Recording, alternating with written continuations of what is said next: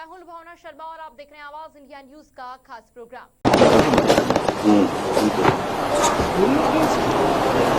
Sound बढ़ा दे यार, कुछ काम है। हेलो हेलो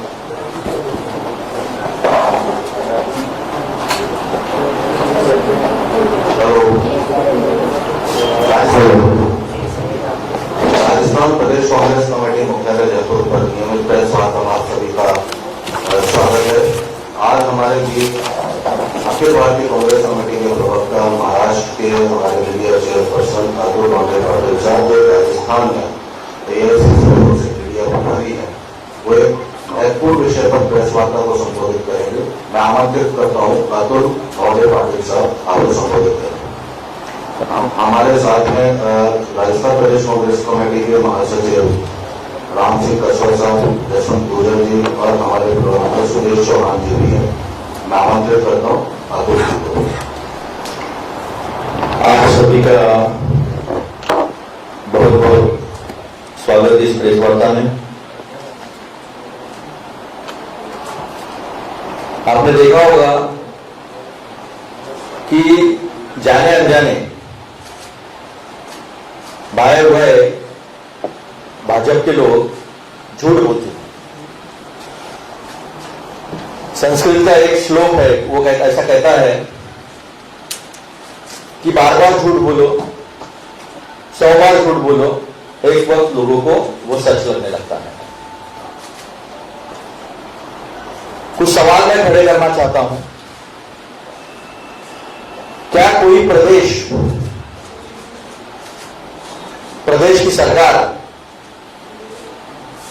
महंगाई बढ़ाने के लिए जिम्मेदार होती है या केंद्र सरकार होती है? कुछ अपवाद छोड़कर क्या किसी फसल की कमी की वजह से या बाजार में किसी चीज की कीमत बढ़ने की वजह से राज्य सरकार का उसमें कुछ हाथ होता है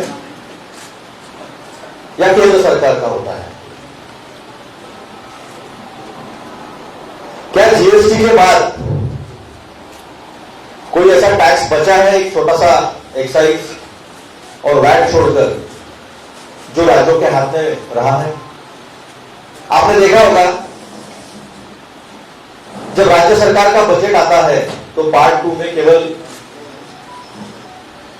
लीकर पर जो टैक्स होता है और थोड़ा पेट्रोल पर जो टैक्स होता है, उसके अलावा कोई टैक्स आता है? क्या ये वही प्रधानमंत्री नहीं है जिन्होंने कहा था दूध दही तो सब चीजों पे भी कांग्रेस टैक्स लगाने वाली है? और सत्ता में आने के बाद टैक्स लगाने का काम किसने किया? हर चीज पर वो कहते हैं कि हम नहीं, वो पैक्ड फूड पर है। तो अभी मैंने किसी को गिलास लेकर दूध लाते हुए देखा नहीं है। अभी वो सरकारी डेयरियां भी नहीं बची है जहां से लोगों को सस्ते दामों में दूध मिलता है। और राज्य सरकारों को इंटरवेंशन करना पड़ा जहां जहां कांग्रेस की सरकारें हैं, इंटरवेंशन कर लोगों को महंगाई से निजात देने की कोशिश करनी पड़ी है।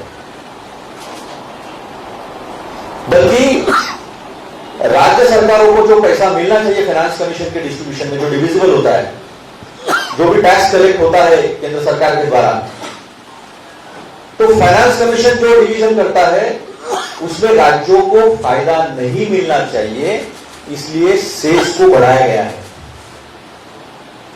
आपको याद होगा 2014 में जब कच्चा तेल $112 प्रति बैरल था, एक बैरल में 159 लीटर आता है, तब देश में 72 रुपए पेट्रोल और 58 रुपए डीजल था। और तब भी टैक्स एक्साइज जो होता है, जो बढ़ता है राज्यों और केंद्रों में, वो ₹3.56 और ₹9.46 पेट्रोल डीजल पर था और रोड इंफ्रास्ट्रक्चर से ₹1 था। प्रधानमंत्री के कहे मुताबिक वो नसीबवान है। और 2014 के बाद क्रूड ऑयल की कीमतें $18 तक नीचे आई थी, आपने अगर देखा होगा कोविड के दरमियान। एवरेज आप निकाल लोगे 9.5 साल का, तो कीमतें $60 के ऊपर नहीं है। तो राजस्थान की भाजपा इकाई और भाजपा के सारे नेता ये समझते हैं कि जनता को कुछ समझता नहीं, जनता बेवकूफ है कि ₹3.56 और ₹9.46 आपने 32 और 33 रुपए तक ले गए थे। और रोड इंफ्रास्ट्रक्चर से नितिन गडकरी हमारे नागपुर के हैं, वो कहते हैं कि मुझे पैसे की जरूरत नहीं है, मैंने मार्केट से खड़ा कर लिया। तो फिर ₹1 का रोड इंफ्रास्ट्रक्चर से 18 रुपया क्यों किया? 30 लाख करोड़ से ज्यादा पैसा आम जनता के जेब से निकाल लिया, जो हर महिला के बजट को, जो हर परिवार के बजट को यहां धोखा पहुंचाता है। ये हो गई पेट्रोल की बात, जिसका हर चीज पर कैस्केडिंग इफेक्ट होता है, क्योंकि ट्रांसपोर्ट महंगा हो गया तो हर चीज महंगी होनी है। तो फिर ये सरकार को मौका होने के बावजूद ये सरकार ने टैक्स पे टैक्स लगाकर आम आदमी की कमर तोड़ दी है।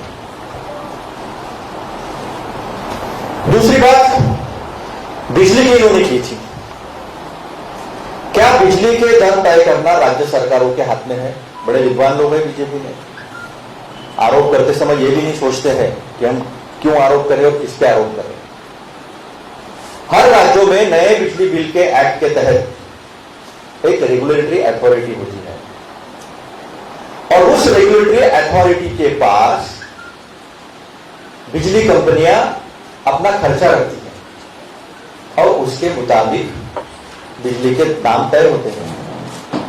आप मुझे बताइए, राजा का तोता ही सब कुछ करता है। आज राहुल जी ने तोता कहा है, राजा का तोता अदानी है। और पिछले कुछ दिनों में ऐसी खबरें आ रही है, जो पवन खेरा जी ने भी ट्वीट की है, कि राज्य सरकारों पे बाहर से कोयला लेने का दबाव है देश में उपलब्ध होने के बावजूद। ये कोयला कौन सप्लाई करता है? और ओवर इनवॉइसिंग, 10 रुपए की चीज 15 रुपए में देना, इसको ओवर इनवॉइसिंग कहते हैं। फिर ये ओवर इनवॉइसिंग करके अदानी के फायदे के लिए आम जनता पे महंगी बिजली का बोझ डाला जा रहा है। और इसीलिए जहां जहां कांग्रेस की सरकार है, क्योंकि गवर्नेंस कांग्रेस को आता है, कांग्रेस ने आम जनता को निजात देने के लिए जो निचला तबका है उसे 100 यूनिट तक बिजली माफ कर दी। ये स्टेट गवर्नमेंट का इंटरवेंशन है, जो केंद्र सरकार ने करना चाहिए, लेकिन स्टेट गवर्नमेंट को केंद्र सरकार पैसे से महरूम भी रखती है, उसके हकों से महरूम रखती है। उसके बावजूद चाहे छत्तीसगढ़ हो, चाहे कर्नाटक हो, चाहे राजस्थान हो, हर जगह बिजली में एक सब्सिडी टाइप जो है वो गवर्नमेंट दे रही है। और आपके जानकारी के लिए, आपके माध्यम से मैं जनता को यह बताना चाहूंगा, करीब करीब 80% लोग का बिल राजस्थान में शून्य आता है, शून्य, ZERO, 0। और यहां से जो जानकारी मिली उसके मुताबिक 1 करोड़ बिल जो 1 करोड़ लोगों के बिल शून्य आते हैं, और अगर 4 सदस्यों का एक परिवार माना जाए तो समझ लो आप 4.5-5 करोड़ लोगों को बिल ही नहीं आता है। अरे आप जनता को छोड़ो, आप जनता के साथ हर छलावा करो और भूषण कांग्रेस को दो। ये बीजेपी की अवस्था राजस्थान में इसलिए है क्योंकि यहां राज्य सरकार ने अदानी के मारे लोगों को, अदानी को साथ में लेके जो लूटा है बीजेपी ने देश की जनता को, वहां राहत देने का काम किया है। कल ही मेरे ड्राइवर को मैंने पूछा कि तुम्हारे आंखों को क्या हुआ? उसने कहा भैया मुझे ऑपरेशन करवाना पड़ा इस बीमारी का। तो मैंने कहा क्या? कुछ नहीं भैया, मैं कार्ड लेकर गया डॉक्टर के पास और मैंने इलाज कर दिया, जल्दी से जल्दी कर दिया। और फिर बाद में खुद ही बताने लगा, अगर चिरंजीवी योजना नहीं होती तो मुझे सोचना पड़ता मैं आज करूं, कल करूं, अगले महीने पैसे आएंगे तब करूं। तो लोगों के जीवन में बदलाव लाने की जो सोच है उसे ही तो गवर्नेंस कहते हैं, वो गवर्नेंस किया है। अब जो मार सरकार टैक्स की लगा रही है तो व्यापारियों को भी अपने आप को मुनाफे के लिए एडजस्ट करना पड़ता है। अभी देखिए हर चीज का कैसा है, ये कहते हैं कि महंगाई हमने कम कर दी है, खुदरा महंगाई दर 5 के आसपास है। फिर आपने अगर खुदरा महंगाई दर कम है और लोगों को आपने निजात दे दी है, तो फिर लोगों की थाली का खर्चा 100% के ऊपर क्यों बढ़ा है? जो थाली 50-60 की मिलती थी वो 120-130 में क्यों मिल रही है अगर आपने सब सस्ता कर दिया? तो आप देखिए, मेरे पास इसका कोई डाटा है। आजकल तो ये भी है ना डाटा अवेलेबल है ना आटा अवेलेबल है, सारी चीजें महंगी है। ये हमारा पार्ले जी का बिस्किट है, सुंदर जी जरा दिखाइए मेरे को।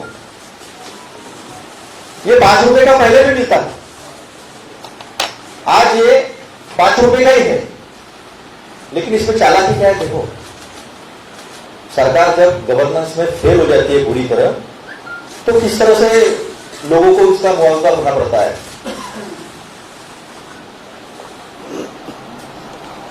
पहले था 80 ग्राम का, ये अब ये 50 ग्राम का है। 30 ग्राम की आम आदमी के जेब से चोरी हो गई। और मैं आपको पार्ले जी की स्टोरी बताता हूं, मैं महाराष्ट्र से आया, विले पार्ले में बनता है ये जो मजदूर गरीब लोग हैं, ये ग्लूकोज के लिए कभी कभी इसको पानी के साथ भी खाते हैं। यानी कितने गरीब मजलूम लोगों पे जुर्म ये सरकार ढा रही है, ये आप देख सकते हैं। हर चीज में है। चाय जो पहले 250 ग्राम का पैकेट जो मिलता था 50 रुपए में, वो 250 ग्राम से 200 ग्राम पे हो गया और उसकी कीमत 50 रुपए से 70 रुपया हो गई। मटर 65 ग्राम का 42 ग्राम कर लिया, वो 10 रुपए का मिलता है छोटा पैकेट। सारा कुछ है हमारे पास। ये मटर का पैकेट, ये पहले 65 ग्राम का आता था,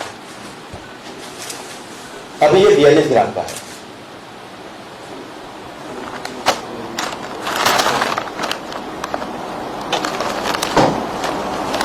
ये भुजिया का है, ये भुजिया है। भुजिया में भी 55 ग्राम से 34 ग्राम हुआ है। ये मैं सारा सबूत के साथ दिखा रहा हूं। ये कोलगेट, इसकी भी अवस्था ये है। और आपने देखा होगा आपके बचपन में, एक 10-12 साल पहले, इसका मुंह जो है, माउथ जो है, वो छोटा हुआ करता था ताकि जितना लगे उतना इस्तेमाल करो। इसका माउथ भी बड़ा कर दिया है ताकि आप खोलो तो आपकी जरूरत से ज्यादा पेस्ट जो है वो ब्रश पे आ जाए। ये क्या है? ये मसाले से लेकर हर चीज मैं आपको यहां दिखा दूंगा। हाँ, ये 25 ग्राम का था, 7 ग्राम का था एवरेस्ट मसाला। बड़ी एडवर्टाइज होती है इसकी। ये सच्चाई है, इसमें राज्य सरकारों का कोई हाथ नहीं है। लेकिन जो बीजेपी शासित राज्य है वो बेचारे मजबूर है, क्योंकि तोते के लिए राजा सब कुछ करता है और राजा की मजबूरी में प्रजा जो है ये सारा जुल्म सहन करती है। ये बीजेपी नहीं कर सकती है, ये कांग्रेस के राज में हो सकता है। आपने रेवड़ी की खूब बात की, संसद में की बात रेवड़ी की, उस पर चर्चा चलाई बीजेपी ने। फिर मेरा एक सवाल है, 25 लाख करोड़ का कर्जा आप राइट ऑफ कर देते हो 9 साल के अंदर, इतना कभी नहीं हुआ 70 साल। 25 लाख करोड़ का कर्जा जो है वो आप रबड़ी के जैसा माफ कर देते हो। लेकिन अगर गरीब के जीवन में इंटरवेंशन कोई राज्य सरकार करती है कांग्रेस की, तो आप उसे रेवड़ी कहते हो। आप कहते हो देश में तेजी से विकास हो रहा है और 140 करोड़ जनता में 80 करोड़ जनता को आप 5 किलो अनाज पे मोहताज करते हो। 5 किलो अनाज पे। अब रही बात कल प्याज की बात करी, मैं तो प्याज के राज्य से आता हूं। टैक्स का राजस्व आता है। आयात निर्यात ये विषय जो है ये केंद्र सरकार का है। राज्य सरकारों को आयात निर्यात का पॉलिसी बनाने का, नीति बनाने का कोई अधिकार नहीं होता। प्याज आता है अर्ली खरीफ, लेट खरीफ और रबी, 4 सीजन में प्याज आता है। बारिश ज्यादा हुई इसलिए प्याज को स्टोर नहीं कर पाए। कुछ भंडारण की बात की थी, बड़े बड़े यानी केंद्रीय मंत्री लोग जब ऐसी बात करते हैं तो पता चलता है। वो महुआ मैत्रा जी ने बोला था कि बंदर के हाथ में माचिस किसने दी। तू इधर उधर की बात न कर, तू ये बता बंदर के हाथ में माचिस किसने दी। जब फसल लगाई जाती है तभी उसका अनुमान आ जाता है और तभी एक्सपोर्ट इंपोर्ट पॉलिसी तय होती है, करनी चाहिए। कहा गया कि दालों का उत्पादन करो, 5 साल में दोगुना होना चाहिए। 1 साल में देश के किसान ने करके दिखा दिया। मोजाम्बिक से दाल आ गई, इतनी दाल आ गई कि दाम गिर गए। सोयाबीन की ये अवस्था है, कपास की ये अवस्था है कि किसान को लूटा जा रहा है। उसे एमएसपी का वादा देकर वादा खिलाफी हुई है। आम आदमी को कोई राहत नहीं मिल रही है। इस तरह से छलावा आम आदमी के साथ हो रहा है। तो फिर इतना पैसा जा कहां रहा है?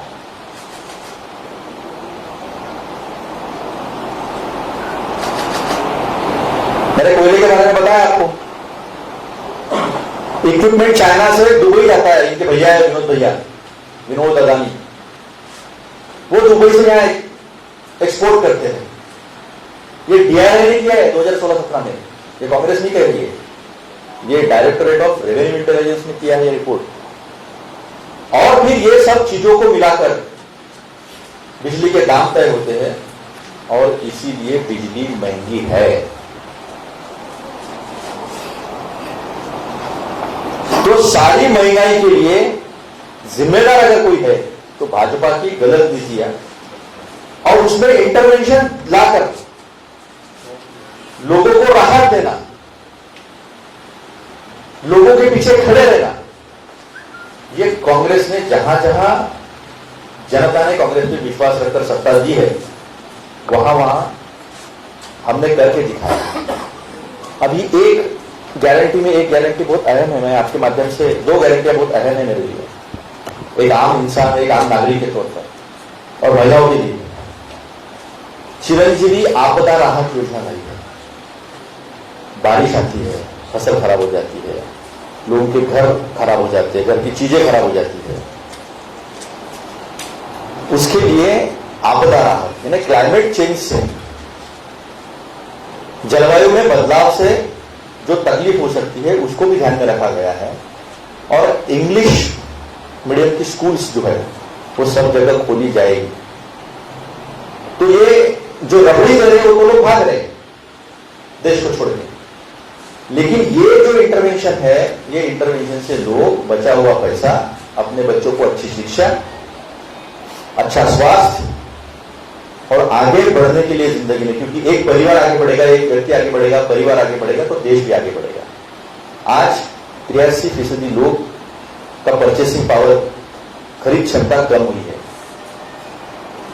लोगों की आय कम हुई है। कुछ लोगों का आय इतनी बढ़ गई है, सारे लग्जरी कारों का सेल्स जो है बढ़ा है, लेकिन 2 व्हीलर का सेल्स कम हुआ है। गरीबों पे, मध्यम वर्गियों पे, आम आदमी पे ये सारी चोट जो है वो पहुंच गए। तो मैं बीजेपी से पूछना चाहता हूं कि केवल आरोपों के लिए आरोप लगाने के बजाय जिस तरह से यहां कांग्रेस की सरकार गहलोत जी के नेतृत्व में काम कर रही है और लोगों को निजात दे रही है, उसका आप स्वागत क्यों नहीं करते? आप ही तो कहते हैं जो अच्छी बात है उसका स्वागत करो, तो भाजपा क्यों नहीं स्वागत करती है? आम आदमी से उन्हें कोई लेना देना नहीं। मेरा सवाल है उससे, अगर आम आदमी के जीवन में फर्क लाने वाली चीजें, खुशहाली लाने वाली चीजें अगर कांग्रेस की सरकार कर रही तो अपनी जनता के लिए तो कर रही है ना, फिर भाजपा इसका स्वागत क्यों नहीं करती? भाजपा के पास आज कोई भी मुद्दा राजस्थान में नहीं है, कोई मुद्दा नहीं है, इसलिए बिगड़ा गया है, सब बोखला है भाजपा में। और फिर केवल आरोप के लिए आरोप करने का काम, केंद्र से नेता आते हैं बिना जानकारी के, बिना समझ के आरोप करते हैं। आम जनता उनका सुनने वाली नहीं है। आपके सामने सबूत के साथ जो है वो सारी चीजें मैंने रख दी है। आपके कोई सवाल होंगे? ये क्या नाम है अतुल जी, मेरा सवाल ये है कि जो आप ये जो दिवाली का बेस पे लेते हुए वार्तालाप कर रहे हैं, राजस्थान में टेकन भी चरम सीमा पे रहा है और महिलाओं के अपराध भी चरम सीमा पे बढ़ते जा रहे, भ्रष्टाचार में बढ़ते जा रहे। तो आप क्या हम जनता को एक के माध्यम से सत्ता में बात एक बात है, मैंने यही कहा, गलत इंफॉर्मेशन देना और झूठ बोलना, ये भाजपा का, इसमें कोई हाथी नहीं पकड़ सकता दुनिया में, भगवान के आगे इनसे। मुझे एक बात बताइए, आपने कहा कि यहां पर पेपर लीक की बात कही, पेपर लीक हुए गुजरात में 21 पेपर लीक हुए। मध्य प्रदेश में तो एक विधायक बीजेपी का जो है उसी के इंस्टीट्यूट में एग्जाम हुई और जो टॉपर लड़की आई 10 में से 7 उनके इंस्टीट्यूट के आई, उसको छोटे छोटे सवाल पूछे गए, उसको उसके मध्य प्रदेश की कैपिटल भी पता नहीं आई, वो टॉपर थी। महाराष्ट्र में हुए, मेरे महाराष्ट्र में हुए पेपर लीक, हरियाणा में पेपर लीक हुए, राजस्थान में पेपर लीक होने के बाद राजस्थान ने एक्शन लिया। राजस्थान पब्लिक सर्विस कमीशन के मेंबर को तो अरेस्ट होने को, राजस्थान ने कानून बनाया लाइफ इम्प्रिजनमेंट, सख्त से सख्त कानून बनाया। तो भ्रष्टाचार के खिलाफ लड़ने का माता जो है वो कांग्रेस रखती है, इसलिए कानून हुआ।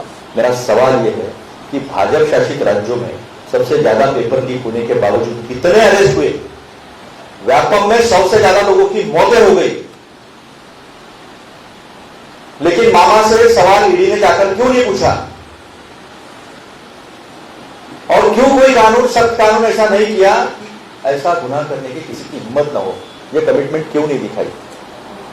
ये मेरा सवाल। अब आपने दूसरा पूछा रेप का, दुष्कर्म का, महिला के प्रति अपराध का। आसाम में किसका सरकार है? हरियाणा में किसकी सरकार है? उड़ीसा में किसकी सरकार है? दिल्ली में किसकी सरकार है? मैं बताता हूं आपको। असम में प्रति 1 लाख महिला के खिलाफ जो आरोप, यह दुष्कर्म और गुनाह हो रहे हैं वो 168.3 है। दिल्ली में 147.6 है, उड़ीसा में 137.8 है, हरियाणा में 119.7 है और तेलंगाना में 111.2 है। वो कविता जी भूल गए, वो कविता जी को अभी, क्योंकि केसीआर महाराष्ट्र में घूम के आए, महाराष्ट्र में कांग्रेस का कैसा काम हो सकता है ये बीजेपी को मदद करने के लिए, तब से कविता जी की इंक्वायरी ईडी की बंद है शराब की, बाकी इजरायल को भी नोटिस मिल गया। राजस्थान में 105.4। लेकिन राजस्थान की अहमियत में बता, खासियत में बताता हूं, गवर्नेंस क्या है। राजस्थान सरकार ने निर्णय लिया है कि यहां एफआईआर कंपल्सरी है। एफआईआर कंपल्सरी होने के बाद भी क्राइम बढ़ा नहीं। कन्विक्शन रेट मैं आपको बताता हूं, राजस्थान में कन्विक्शन रेट है 48% और भारत में, पूरे देश में डंका बज रहा है, डंका बज रहा है ऐसा कहते हो, 28.6 है। महिला अत्याचार में राजस्थान में है 45.2%, भारत में केवल 26.5%। पेंडिंग केसेस जो है वो राजस्थान में 9.6% और भारत में 21.7%। आईपीसी के जो केसेस है क्राइम की, लॉ एंड ऑर्डर की बात बता रहा हूं, लॉ एंड ऑर्डर किसको कहते हैं? एक भाई दूसरे भाई को ट्रैक्टर से कुचल दे, उसको लॉ एंड ऑर्डर नहीं कहते। लॉ एंड ऑर्डर किसको कहते हैं मैं जो आपने बता रहा हूं, कानून व्यवस्था कैसे है वो ये आंकड़े बताते हैं। राजस्थान में 10% है पेंडिंग केसेस, भारत में 35.1%। अगर राजस्थान में ये सब अच्छा है और मैक्सिमम राज्यों में भाजपा की सरकार है, तो कानून व्यवस्था के लिए तो पहले माफी भाजपा ने मांगनी चाहिए देश में। हर फ्रंट पे भाजपा असफल है, लेकिन आवाज बड़ी है और साथ में गोदी मीडिया खड़ी है। आवाज बड़ी है, साथ में गोदी मीडिया खड़ी है। नहीं तो इतने रेल एक्सीडेंट होने के बावजूद देश का प्रधानमंत्री अगर रोड शो करता हो और मीडिया उसे सवाल नहीं पूछती हो, तो ये लोकतंत्र के लिए खतरा है। और ये देख रहा है, सारी जनता देख रही है इसलिए जहां जहां ईडी जाती है वहां कांग्रेस की सरकार आती है। और किसी को सुना और कोई सवाल? आज राहुल गांधी जी ने कहा है कि जो विपक्ष के नेता हैं, उनके फोनों को हैक किया जा रहा है सरकार के द्वारा। उन्होंने कोई लिस्ट भी जारी की है। हाँ, करती ना। तो राजस्थान में कितना है, कुछ बता पाए? नहीं, उनके पास अभी जो गया है अलर्ट मैंने भी देखा, अभी तो नहीं है। तो उसमें पवन खेड़ा जी है, सुप्रिया सिन्हा जी है, राहुल जी का पूरा ऑफिस है, प्रियंका चतुर्वेदी है, महुआ मोइत्रा है और राघव चड्डा है। ऐसे कुछ उन्होंने 7-8 जो नाम जिन्होंने बता दिए। लेकिन एप्पल ने अगर ये नोटिफिकेशन दिया है एप्पल अलर्ट में कि आपके फोन हैक हो रहे हैं और पेगासस के खिलाफ जो कमेटी थी उस कमेटी का कोरम पूरा नहीं होने पर उसकी मीटिंग्स में होनी थी, जिसके मुखिया, जिसके चेयरपर्सन शशि थरूर जी थे, आपको पता है, अधिकारियों को तक जाने नहीं दिया वो मीटिंग में। और सुप्रीम कोर्ट को कोई भी, सुप्रीम कोर्ट की कमेटी को कोई भी इंफॉर्मेशन पेगासस की कमेटी में नहीं दी है। नो इंक्वायरी नो करप्शन, ये भाजपा का मूल मंत्र है। आप कितना भी कर लो, पहले 20,000 करोड़ की बात सामने आई, फिर 12,000 करोड़ की कोयले की इसमें सामने आई। No inquiry no corruption. आप अगर नोटबंदी से लेके इंक्वायरी कर लो तो 70 साल में जितने करप्शन नहीं हुआ होगा, जितने आरोप भी नहीं हुए होंगे, उससे ज्यादा करप्शन दुनिया में, सबसे ज्यादा करप्शन ये 9.5 साल में हुए। इंक्वायरी नहीं लगाना, ज्वाइंट पार्लियामेंट्री कमेटी से भागना। और अदानी के मामले में भी सुप्रीम कोर्ट ने कहा हमारी कमेटी के पास डॉक्यूमेंट्स नहीं थे। तो ये सारी चीजें जो है ये आपके सामने सबूत के साथ हम सब रख रहे हो। कोई सवाल? कांग्रेस की 3 लिस्टें आ चुकी है, और कितने आने बाकी है? वो आपको वो पीसीसी और मुख्यमंत्री सर और सीसी कमेटी जो है हमारे प्रभारी जो है वो बता पाएंगे इस बारे में। राजस्थान में पेट्रोल के ऊपर रेट का मुद्दा भी बड़ा गरमाया हुआ है। पेट्रोल की बहुत अच्छा सवाल पूछा आपने। डीलरशिप की हड़ताल पे गई थी, लेकिन सरकार टसे मशीनरी कम करने को लेकर, इसको लेकर ऐसा जीएसटी कंपनसेशन में सरकार, केंद्र सरकार पैसे नहीं देती है। जीएसटी कंपनसेशन खत्म हो गया 2022 के बाद, 5 साल के लिए था।